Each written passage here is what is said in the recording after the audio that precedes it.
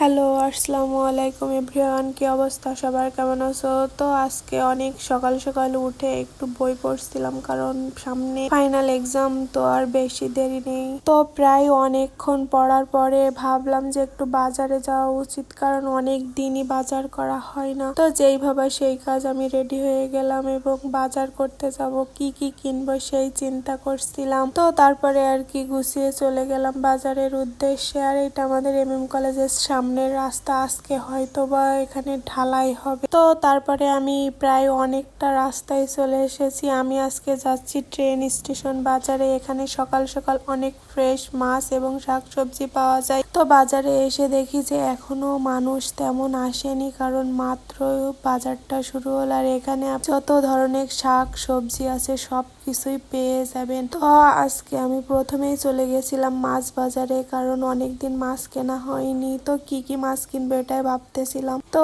তারপরে বাজার শেষ করে আমি চলে আসলাম। সবকিছু আপনাদের দেখানো সম্ভব হয়নি, তো আমি বাসায় যেয়ে দেখাবো কি কি কিনলাম, কি মাছ কিনলাম, সবজি কিনলাম। আসতে আসতে দেখি যে এত বড় একটা গাড়ি, কি গাড়ি আমি প্রথমে বুঝতেই পারছিলাম না। তো তারপরে দেখলাম যে সামনে রাস্তায় ঢালাই হবে, এজন্য তো এখানে হয়তো সবকিছু মিক্স করে এনারা নিয়ে এসেছে, এবং এই যে পাইপের ভেতর দিয়েই হয়তো এই মশলা না কি বলে এটা দিবে রাস্তায়। তো আশা করি অনেক দ্রুতই রাস্তার কাজ শেষ হবে। তো আমাদের কলেজের সামনের রাস্তাটার জন্য সবার অনেক ভোগান্তি পোহাতে হচ্ছে। তো আমি বাজার থেকে দুইটা মাছ নিয়েছিলাম, একটা হলো রুই মাছ আর একটা হলো পাঙাশ মাছ, কারণ অনেকদিন আর বাজারে যাওয়া লাগবে না। আর সবজির ভিতরে নিয়েছিলাম লাউ, বেগুন, উচ্ছে, ক্ষীরা, আলু আর পেঁয়াজ। তো আজকের ভিডিওটা এই পর্যন্ত। সবাই ভালো থাকবেন, সুস্থ থাকবেন, আমার জন্য দোয়া করবেন। আল্লাহ হাফেজ।